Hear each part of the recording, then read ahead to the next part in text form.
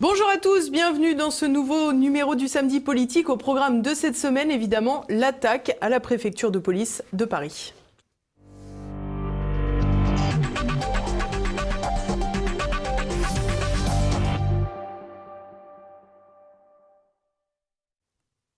Et avec moi cette semaine pour revenir sur cette affaire aussi inquiétante que tragique, Xavier Hofer, le criminologue. Bonjour Xavier Hofer.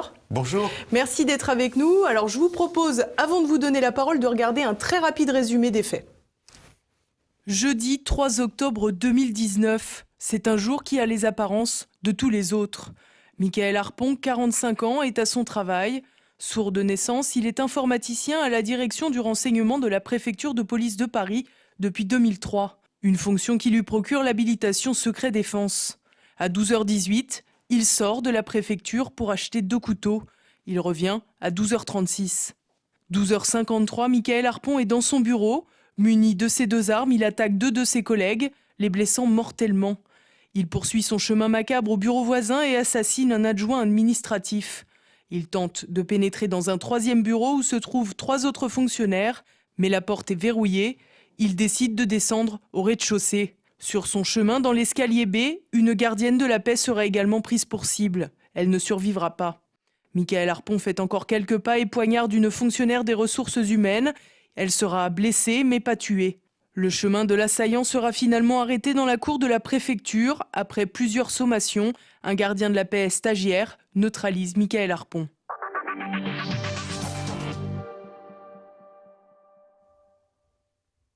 Alors Xavier Hofer, on est un peu plus d'une semaine après cette attaque. Est-ce que l'on en sait plus sur le profil de ce Michael Harpon ? Oui, on sait que c'était un monsieur qui avait eu une carrière un peu difficile du fait de son handicap. En réalité, il était sourd, pratiquement sourd. Il entendait à peine et juste quand on lui parlait droit en face. Et d'après ce qui m'a été dit par un de ses éducateurs, c'est-à-dire un de ceux qui ont contribué à lui permettre d'avoir un travail, de compléter ce qu'il n'arrivait pas à entendre par le langage des sourds, bref, à l'amener au niveau professionnel, c'était un garçon à l'origine très doux, plutôt sympathique et qui a connu une évolution petit à petit inquiétante vers d'abord un changement de religion. Le monsieur qui m'a informé me dit que souvent les gens qui sont dans ce type de handicap ont besoin de rôles et de modèles dans la vie, ils sont un peu renfermés sur eux-mêmes et le fait d'avoir ultérieurement épousé une femme qui subissait le même handicap n'a sans doute pas contribué à l'ouvrir sur le monde extérieur.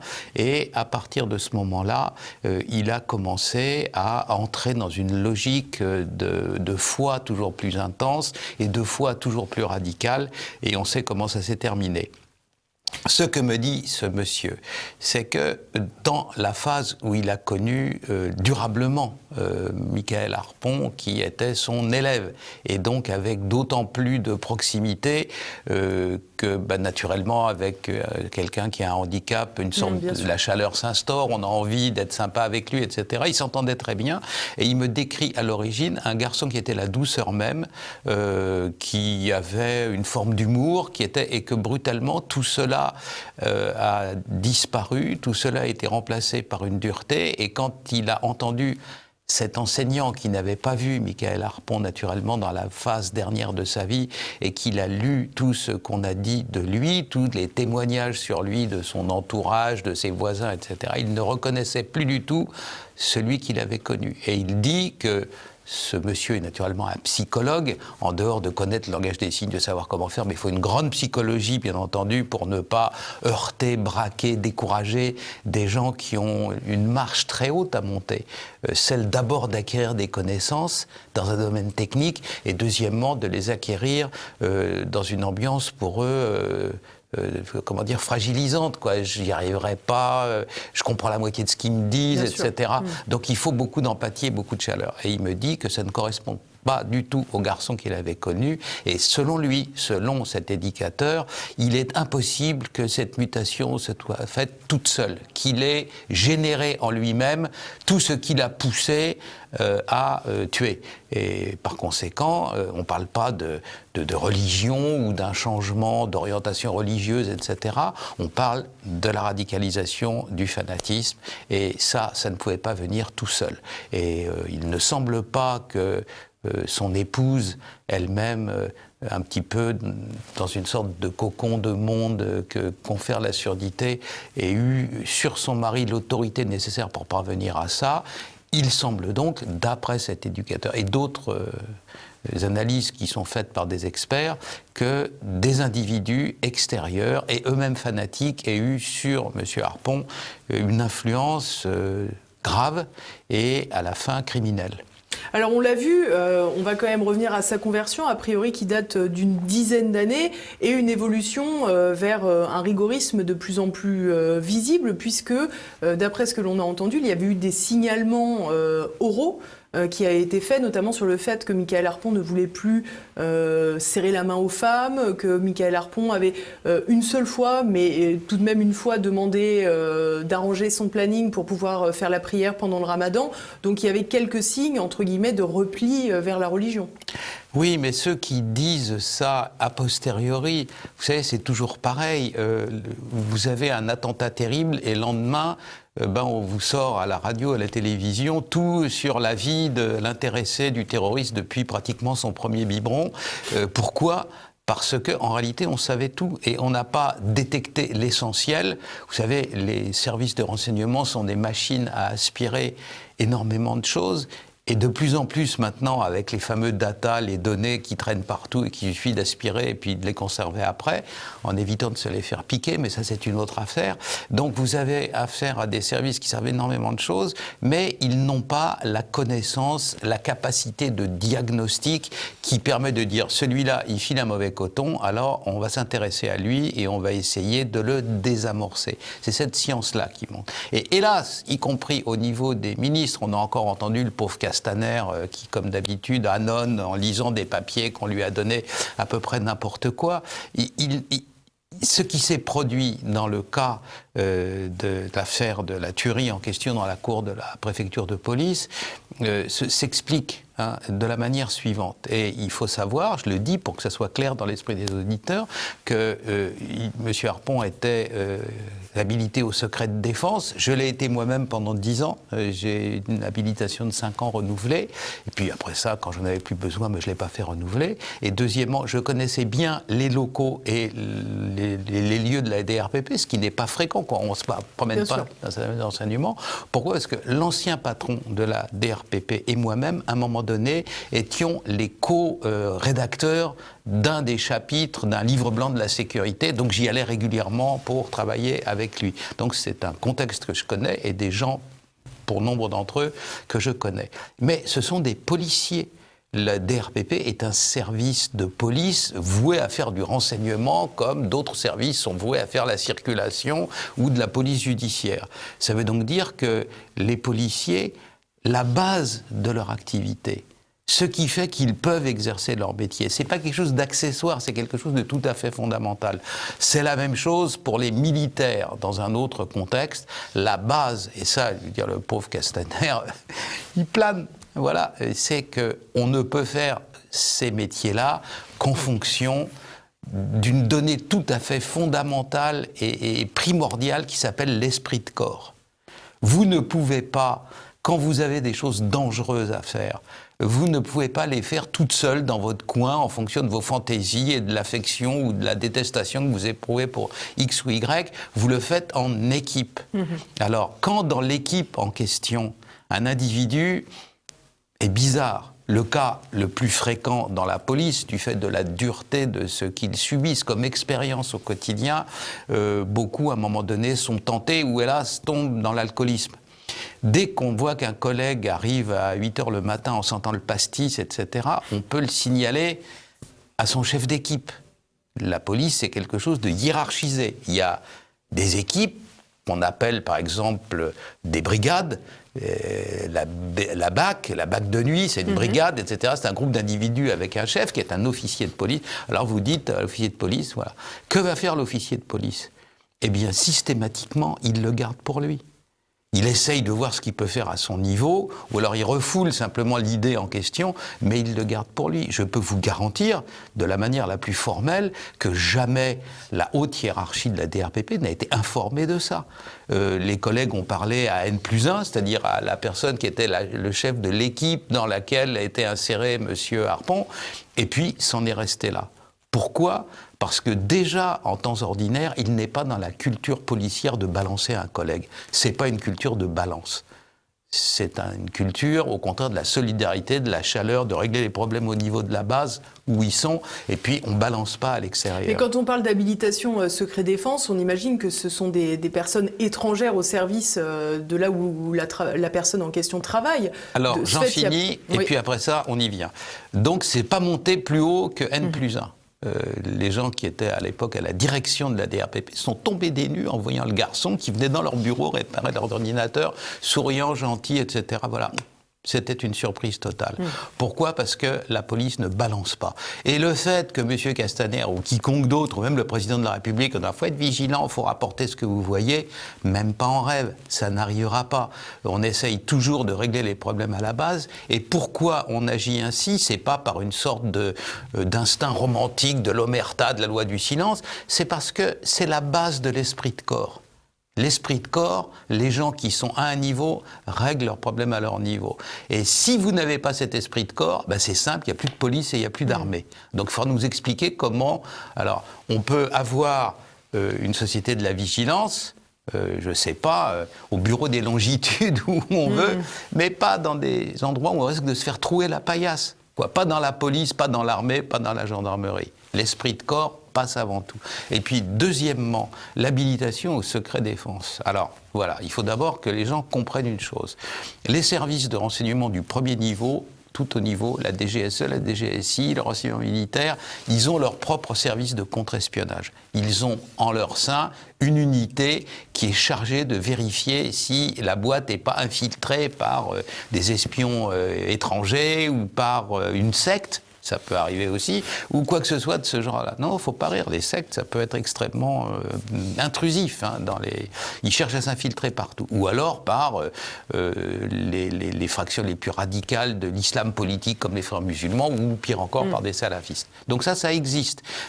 Je pense, 100% on ne peut jamais garantir, mais à 98%, une telle histoire était inenvisageable, inimaginable à la DGSE ou à la DGSI, etc. Il y a des signes, et là, il y a des gens qui viennent vous voir dans votre bureau en disant « vous n'avez rien remarqué, machin, ça va, etc. » Donc, il y a ce travail d'aller constamment à la pêche, de garder toujours quelque chose sur le feu qui avance, qui permet de s'informer. Ça existe. Ça n'existe pas dans les autres services de renseignement. La DRPP n'a pas son propre système de contre-espionnage. Elle compte pour cela sur le renseignement intérieur qui fait tout, sauf la région parisienne, c'est-à-dire sur la DGSI. Ou alors sur le renseignement territorial de la région parisienne, qui est une sorte de police un peu semblable aux anciens renseignements généraux, vous savez. Ils repèrent le Harpon dans une mosquée, ils le voient habillé en djellaba, et puis ils préviennent en disant « qu'est-ce que c'est que ça ?» Manifestement, soit il n'a pas été repéré par ce qu'il fallait au moment où il le fallait, et soit, bien entendu, ça a été repéré mais pas transmis pour une raison qu'il appartiendra à l'enquête de révéler. Alors justement, on a vu que Michael Harpon travaillait dans ce service depuis plusieurs années, depuis une quinzaine d'années au minimum. Est-ce que finalement, il y a une espèce de passage en revue régulier, ou est-ce que c'est à l'entrée au recrutement, ou est-ce qu'on revient régulièrement sur les personnages qui sont entrés dans le service ? Alors, il y a différents type d'administration, si vous voulez, de délivrance de l'habilitation au secret défense. Ça peut être pour 5 ans, ça peut être pour 7 ans. Dans les services de renseignement d'usage, c'est 5 ans. Et à partir du moment où vous avez cette procédure, eh bien, elle est renouvelée tous les 5 ans. Au bout de 4 ans et demi, il y a un monsieur qui vient vous voir, vous recevez un mail en disant faut renouveler. Mais en même temps, la procédure, elle est un peu touchante et un peu dans le temps, quoi. C'est une procédure qui était sans doute adaptée à des gens qui vivaient dans des casernes avant les guerres coloniales. Je me souviens, en ce qui me concerne, compromission du secret défense, on ne va pas faire ça, mais dans le papier que j'ai été amené à remplir, il y avait une case qui était grande comme ça, vous savez, genre timbre-poste, en disant « mettez là-dedans tous les voyages que vous avez faits depuis 10 ans ». Alors, je leur en ai rempli 5 pages en disant j'ai été au plus gros, mais j'étais obligé de faire une annexe parce que là, j'y arrivais pas. Donc, on voit très bien l'esprit. C'était le monsieur qui vivait dans une caserne à Metz-tous-les-Verdun, et puis qui avait été une fois voir sa cousine Ernestine à Hanovre. Alors, il fallait, voilà, mais c'était pas... Les procédures en question étaient mal adaptées aux gens qui vivent dans la mondialisation, dans le monde moderne. Je n'ai pas vu récemment les papiers en question, parce que je ne l'ai plus, l'habilitation, mais je peux vous dire qu'à l'époque, pas il y a 300 siècles, hein, c'était il y a une dizaine, douzaine d'années, c'était pas du tout adapté, d'ores et déjà. C'est-à-dire que moi, il y avait des tas de questions qui pour moi étaient absurdes, et d'autres où il n'y avait pas la moitié de l'espace qu'il fallait pour simplement en remplir le 10e. Donc, les procédures sont-elles adaptées ? Nous avons, la France a en général la plus vieille bureaucratie du monde après celle du Vatican, qui est la plus ancienne de toutes, mais qui est un peu spécifique. Dans la bureaucratie d'État, la France est une bureaucratie qui a 3 siècles de plus que toutes les autres. Songez que, par exemple, en tant qu'État-nation, l'Allemagne et l'Italie sont apparus au XIXe siècle. Alors que dans le cas de la France, sous Philippe le Bel, il y avait des arrêtés, des décrets. Voilà, ça commence, ça tourne. Et puis ça tourne depuis 7 ou 8 siècles. Voilà. S'ajoute à ça un phénomène particulier dans le cas de la préfecture de police, qui est que la préfecture de police est la plus vieille police du monde. Il n'y en a pas une qui soit aussi ancienne. Toutes les autres polices du monde développé sont issues et sont des copies de la police telle qu'elle a été conçue à Paris sous Louis XIV. Voilà, la lieutenance de police du lieutenant-général Larénie a été fondée sous Louis XIV, et après ça, ça a servi de modèle. Ça se prouve dans toutes les autres langues européennes, qui après ça ont conquis le monde entier. Tous les mots qui servent à désigner cette institution, c'est le mot français. Polizei, policia, police en anglais, etc. Donc la préfecture de police est la matrice. Encore aujourd'hui, des gens viennent du monde entier, des professionnels, admirer la salle de commandement de la préfecture de police, qui est un absolu bijou. Des gens qui sont 100 fois plus riches et puissants que la France n'en ont pas la moitié. Voilà. Et en plus de ça, ce qui explique la singularité de la place de la préfecture de police dans le dispositif français, la préfecture de police a peut-être 80 ans d'antériorité sur le ministère de l'Intérieur. Le ministère de l'Intérieur, au moment où Louis XVI est écarté du pouvoir avant d'être emprisonné et guillotiné, le ministère de la Maison du Roi devient le ministère de l'Intérieur. Ça, c'est à la fin du règne de Louis XVI. Au milieu du règne de Louis XIV, la préfecture de police, et voilà, donc il y a 2 règnes complets. Et quand on interroge les gens de la préfecture de police, ils disent « Oui, État dans l'État », ils disent « Mais attendez, on était là les premiers, quoi. » Qu'est-ce que vous dites ? Voilà, on était là avant. Ça explique un peu la singularité. Souvent, les gens disent « Oui, il y a le ministère de l'Intérieur et puis il y a une préfecture de police à Paris. » Les autres préfectures de police en province, c'est des gros commissariats de police.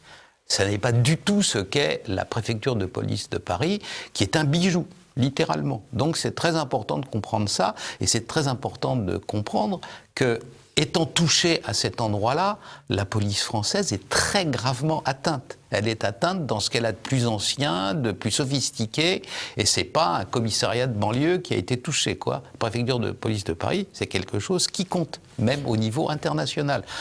En tant qu'intervenant beaucoup à l'étranger, j'ai reçu des coups de téléphone de Croatie en disant « Mais qu'est-ce qui se passe, la préfecture, tu te rends compte ?» etc. D'anciens étudiants qui sont maintenant des dignitaires de la police ou de la gendarmerie dans des pays du Maghreb ou alors dans les Balkans, ils me téléphonaient, ils étaient abasourdis que ça se soit produit comme ça et à cet endroit-là. Alors justement, c'est tellement symbolique, on se dit qu'il y a quand même des compétences toutes particulières qui sont réunies au sein de cette préfecture de police. On a du mal à imaginer qu'un homme seul, armé d'armes blanches, déjà ait pu pénétrer dans la préfecture avec des armes blanches. Alors il paraîtrait qu'il s'agit de couteaux en céramique qui ne passent pas au détecteur. Il est aussi possible qu'ils ne soient pas passés par les détecteurs. Et il a quand même réussi à vaquer, entre guillemets, à ses méfaits pendant 7 minutes, alors qu'on imagine quand même qu'il y a des agents armés au sein de cette préfecture. Mais je vais vous dire, moi je suis rentré 50 fois à la préfecture de police, justement dans le cadre du travail que j'avais à faire. Je suis jamais passé par un détecteur. Jamais. On me soulevait une barrière, on disait « Ah, monsieur Hofer, allez-y », et puis voilà. Donc, Et selon vous, c'est normal, ça ? dans mon cas, c'était une forme d'anormalité, mais c'était vu à la télé, quoi. « Ah, monsieur Hofer, je vous ai vu, hop, passer, on vous connaît ». Et Harpon, ils le connaissent depuis 10 ans ou 15 ans. « Ah, salut, Michael, tu vas bien ? Allez, hop, passe ». Voilà comment ça se produit. Je te suis, ou alors une fois exceptionnellement, parce qu'il fallait que je passe par une autre entrée, parce que je venais en même temps pour récupérer mon passeport et aller voir le monsieur que je devais aller voir. Là, ok, je suis passé par un endroit où il y avait une barrière, enfin en tout cas, et puis un portique dans lequel on devait oublier que ça soit. Autrement jamais. Alors à la fin, vous savez, la fonction la plus importante de l'esprit humain, autrement, l'espèce humaine aurait disparu. C'est une fonction tout à fait fondamentale, c'est la fonction d'oubli. Si l'être humain n'oublie pas, si son cerveau n'oublie pas, il devient fou au bout d'un moment. Donc la fonction de lassitude et la fonction d'oubli, les dispositifs les plus sérieux, les consignes, les protocoles les plus serrés, etc., à la fin, c'est à l'espace, quoi. Donc, à vrai dire, on n'arrive pas à savoir, au moment où on se parle, je n'arrive pas à savoir si c'est des couteaux en métal ou des couteaux en céramique. On a tout entendu et son contraire. J'ai entendu des gens... un ami dont la femme travaille là-bas, était sur place, etc. Elle m'a dit que c'était des couteaux en métal, il y en avait un qui était tombé par terre et qu'elle n'avait pu le voir. Bref, on ne sait pas trop. Hein. On a entendu un couteau à huître et en céramique, ça n'existe pas. Non, parce que c'est pas fait pour casser des choses dures. Bref, toujours est-il qu'il a pu entrer là-dedans, et à partir du moment où vous y êtes, il n'y a plus aucune espèce de contrôle possible. Alors, effectivement, quand un individu... Surtout avec ce type de handicap. Ça n'est pas systématique, mais parfois. Ça donne des gens qui sont extrêmement enfermés sur eux-mêmes, et quand ça explose, ce qui s'appelle en psychiatrie un phénomène de décompensation, vous avez affaire à des gens dont la force est décuplée, puis ils vous égorgent, et puis vous êtes mort, et puis c'est fini, quoi. Donc c'est pas quelqu'un qui était, tiens, il m'a posé une question désagréable, alors je vais l'égorger. C'est quelqu'un qui était dans une sorte de transe depuis la nuit précédente, vous avez vu. Voilà. Et là, ça s'est traduit comme on l'a vu. Alors, à l'heure actuelle, le plus grave dans cette affaire-là, je ne pense pas que même les dirigeants de ce pays savent à l'heure actuelle si c'est quelque chose qui l'impliquait lui-même ou qui en impliquait d'autres, qui l'auraient par hypothèse poussé à agir ou pour le compte duquel il aurait fait des missions, peut-être récupérer des éléments dans l'informatique. Ça, on ne le sait pas, mais... ce que je peux dire, à l'heure actuelle, formellement en tout cas, c'est que chaque fois qu'on a prononcé le mot de loup solitaire, on a gratté un peu, et puis derrière, à Mohamed Merah, les autres, on s'est rendu compte qu'il y avait du monde derrière quand même.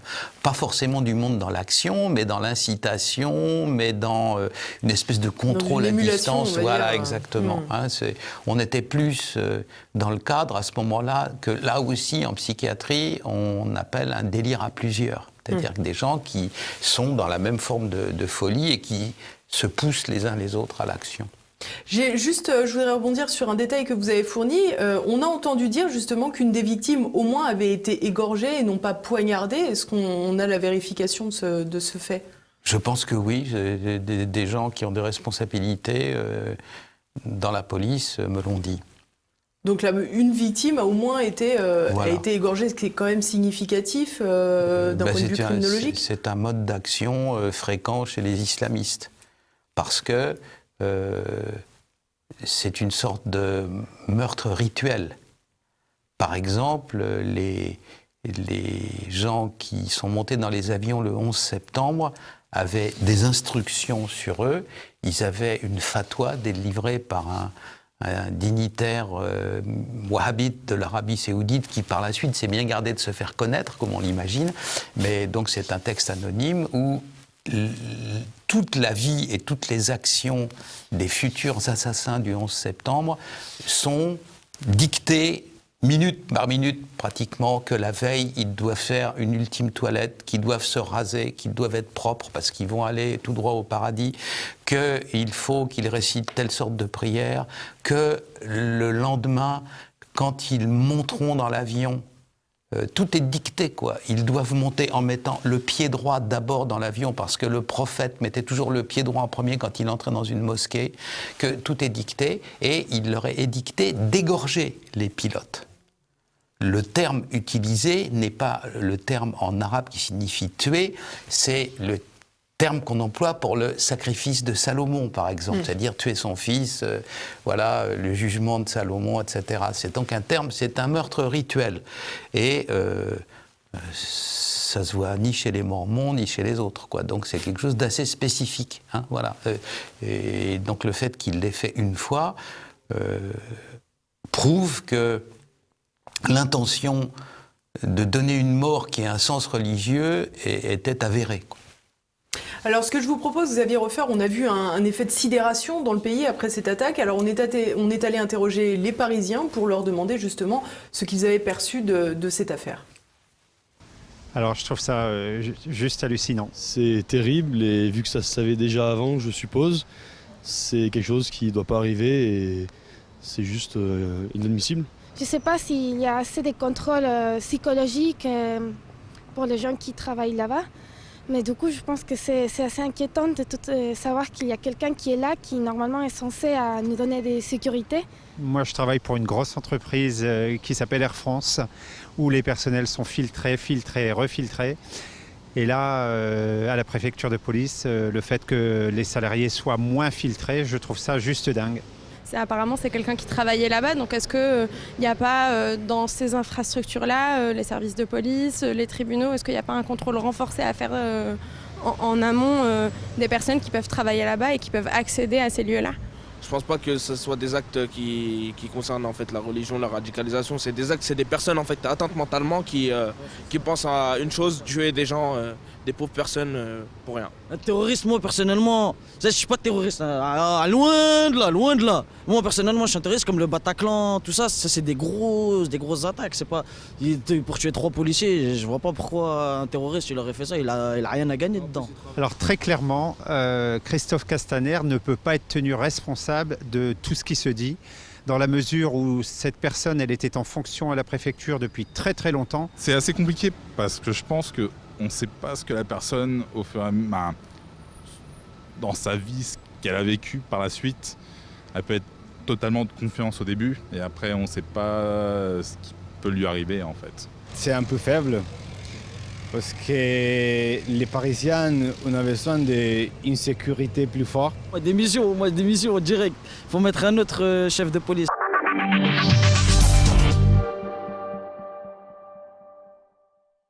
Alors, premier commentaire, Xavier Hofer. Il y a quelque chose qui est très juste. Un des garçons qui parle dit qu'on aurait dû faire attention parce qu'il était là depuis un certain temps, etc. C'est parfaitement vrai. Tous les gens qui font du renseignement savent que plus une source, plus un collègue est là depuis longtemps, et plus il faut être attentif à ses réactions. Au début, tout nouveau, tout beau. Je vais utiliser un exemple trivial. Quand vous avez embauché la femme de ménage, elle ne va pas vous voler dans la semaine, quoi. Il faut qu'elle s'implante. Puis au bout de plusieurs années, il y a un effet d'aubaine, et voilà. Donc chacun sait que, et c'est la raison pour laquelle on fait tourner les gens dans les services. À certains postes sensibles, commissaire de police, officier de renseignement ou autre, on laisse les gens pas plus de 5 ans. Parce qu'au bout d'un moment, il peut se produire des choses bizarres. Hein.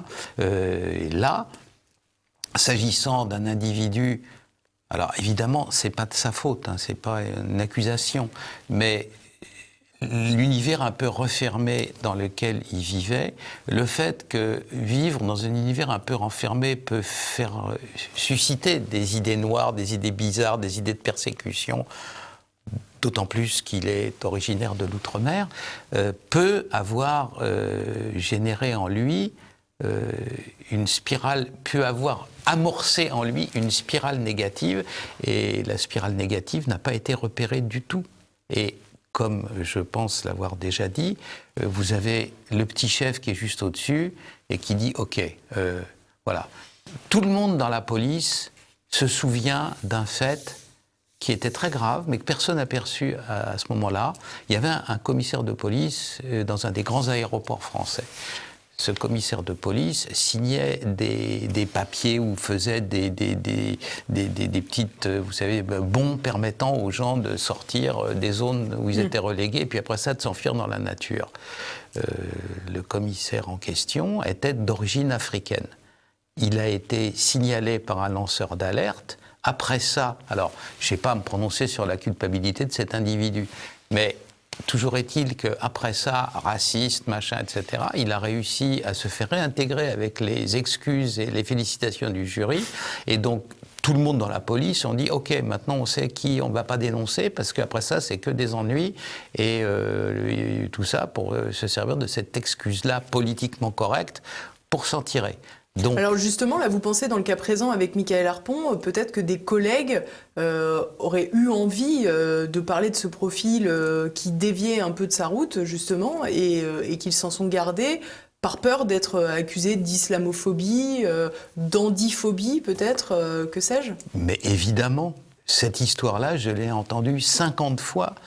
Vous savez, quand vous avez eu des étudiants, alors après ça, des fois, ils ont des circonstances dans leur vie qui sont un peu troublantes, surtout quand ils sont confrontés à des choses dangereuses, ou ils ont été le témoin de spectacles dangereux, etc.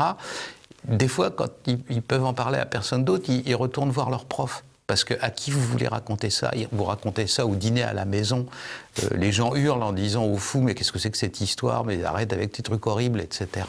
Et donc, j'ai été à plusieurs reprises le confident d'histoires qui vont exactement dans le même sens.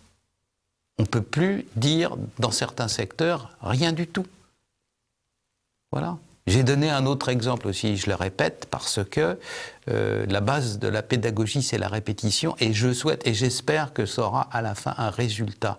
Pour grappiller quelques sous, on externalise dans la police.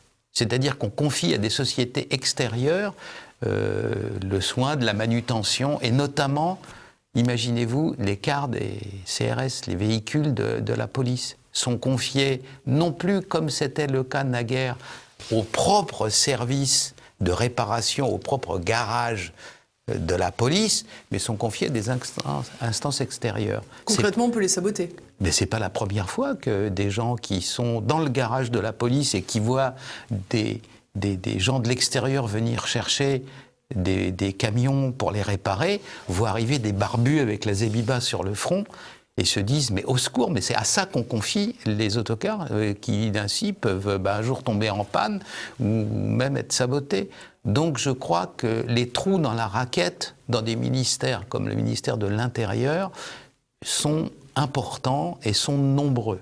On me signale aussi des cas où des individus bizarres commencent à s'infiltrer dans des clubs de tir qui sont sous contrôle et sous vérification de la préfecture de police de Paris, dans la région parisienne. Voilà, alors ça commence à faire beaucoup. Tous ces gens qui s'infiltrent là-dedans n'ont pas forcément des velléités ou des impulsions terroristes, mais enfin quand même, ils sont à l'intérieur d'un dispositif religieux dont les partis extrêmes sont clairement et de manière sanglante sur le sol français terroristes. On ne peut pas faire comme si c'était des enfants de Marie, quoi. Hein ? Donc il faut être plus prudent qu'on ne l'est à l'heure actuelle, et le fait que les dirigeants, le ministre de l'Intérieur ne comprennent rien à tout ça et disent qu'il faut être vigilant dans un contexte où l'esprit de corps est tout, et que si cet esprit de corps s'évapore, il n'y a tout simplement plus de police, mais des gens qui, à l'intérieur de la même voiture de patrouille, à l'intérieur du même autocar, vont finir par se faire des procès les uns des autres parce qu'il a mal parlé d'un tel ou de machin, c'est pas possible. Quand on monte au front, il faut être soudé. Et le fait de dénoncer ses petits camarades de jeu n'est pas le meilleur moyen pour assurer de telles soudures. C'est ça la réalité. On va revenir sur un autre point qui me semble fondamental, c'est le poste de Mickaël Harpon, puisqu'il était informaticien. On sait que la police a retrouvé une clé USB qui présentait des vidéos en lien avec l'islamisme, visiblement radical, et également des coordonnées de policiers. Il y a encore plein d'interrogations autour de tout cela. Oui, et vous avez vu que ça c'est public, hein, on l'a appris avant-hier, que plus de 160 policiers étaient chargés de cette enquête-là. Et pourquoi tant de monde pour une affaire certes importante, mais peut-être que 5 policiers auraient suffi. Non, pourquoi il y en a 160 ? Parce que la réaction des services de renseignement étrangers a été horrifiée. Tout le monde sait. Je veux dire, vous prenez n'importe quel informaticien ayant dans sa vie bidouillé des trucs et puis ayant, comme toujours quand ils sont jeunes, ils ont un peu un passé de proto-pirate, même s'ils n'ont pas été jusqu'au bout, mais ils savent comment faire. Voilà. Quand vous êtes dans un système informatique depuis 15 ans, vous accédez à tout. Tout vous est accessible. Parce que soit par jeu, soit par curiosité, soit par curiosité malsaine, soit par désir de pénétration, vous avez envie d'aller pousser les portes pour voir derrière. L'être humain est ainsi fait, il n'aime pas les portes fermées, donc il veut avoir intérêt à entrouvrir le truc pour savoir ce qu'il y a derrière. Vous êtes depuis 15 ans dans un système, vous le possédez parfaitement. Voilà. Et donc, dans le système en question, il y a parmi les informations les plus sensibles dont dispose et dont a besoin pour protéger la population de la capitale, une des 5 principales capitales du monde, les gouvernants, le préfet de police, le ministre, etc., ils ont besoin de tout ça. Et là-dedans, notamment, il y a des fichiers dans lesquels, de par la loi, vous devez figurer si après ça, vous allez infiltrer une mosquée ou quoi que ce soit. Si jamais le fichier en question n'existe pas, et si vous vous grimez en salafiste pour aller infiltrer la mosquée Allahu Akbar, comment après ça vous pouvez justifier du fait moi c'est pas comme les autres, je suis un infiltré? C'est pas possible. Et donc naturellement il faut qu'il y ait quelque part une indication qui dise que le monsieur est en mission et voilà pourquoi il le fait. Si vous n'avez pas ça, personne ne va plus. Imaginez des gens... Alors, vous comprenez ce que c'est que d'infiltrer une mosquée. Si vous ressemblez spectaculairement à un Norvégien, vous avez peu de chances d'y arriver. Donc on prend forcément des individus ayant le look. Et voilà, si en plus de ça, rien n'indique qu'ils sont là en mission, et ils peuvent très bien être accusés d'être des islamistes eux-mêmes. Bien sûr. Voilà, c'est ce qui fait, dans un service action, on vous dit qu'un ennemi de la France doit être... comment dit-on maintenant, politiquement correctement, neutralisé, voilà. Eh bien, vous le faites, mais il faut que ça figure quelque part si vous ne voulez pas être simplement accusé d'assassinat. On n'a pas le droit de tuer qui on veut. Donc, quand ça se fait dans le cadre d'une mission d'infiltration, ou pire, il faut avoir absolument des traces. À partir du moment où vous avez un individu qui a réussi à infiltrer l'endroit où ces traces-là sont conservées, c'est dramatique, en plus de ça. Alors, je ne dis pas que c'est arrivé. Bien sûr, je dis que l'avertissement est terrible. Parce que, même si ce n'est pas arrivé, l'individu en question avait tout loisir de le faire. Il le pouvait. Et 15 ans dans un système informatique, même le dernier des débiles, il sait exactement d'où tout se trouve, quoi. Et comment entrer, et comment refermer la porte sans se faire repérer. Voilà, il y a des parois coupe-feu, il y a des codes, il y a des trucs comme ça. Ok, au bout de 15 ans, vous savez faire. Hein. Alors ça, c'est le premier point. Et deuxièmement, à supposer que l'individu soit une taupe, hypothèse qu'on ne peut pas écarter. Parce Ce qui ne signifie pas qu'il est rentré dans la police comme taupe. Non, non, mais non. Le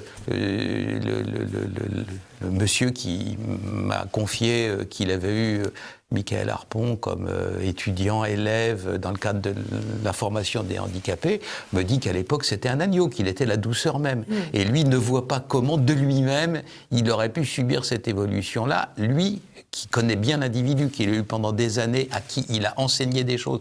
Quand vous enseignez quelque chose à quelqu'un longtemps, vous êtes un peu dans son cerveau, quoi. Il faut arriver, voilà. Donc il dit non, ça lui ressemble pas, et il a été manipulé. Bon, si ces gens-là en ont fait une taupe, c'est pas sûr à l'heure actuelle. Mais ce que je voulais vous dire, et ce qui est très important, c'est qu'il faut l'envisager. Le diagnostic de renseignement, c'est comme la médecine d'urgence. Si vous n'envisagez pas le pire, le patient crève. Hein ?